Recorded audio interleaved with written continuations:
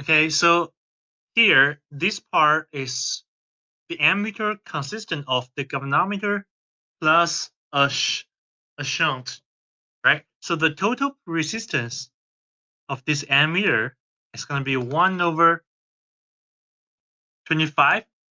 That's for this part. Plus 1/1. No, yeah, 1/1. That's for this part. So 1 over the ammeter should be equal to this one. So we have the ammeter resistance is equal to 0.962 ohm. So for part A.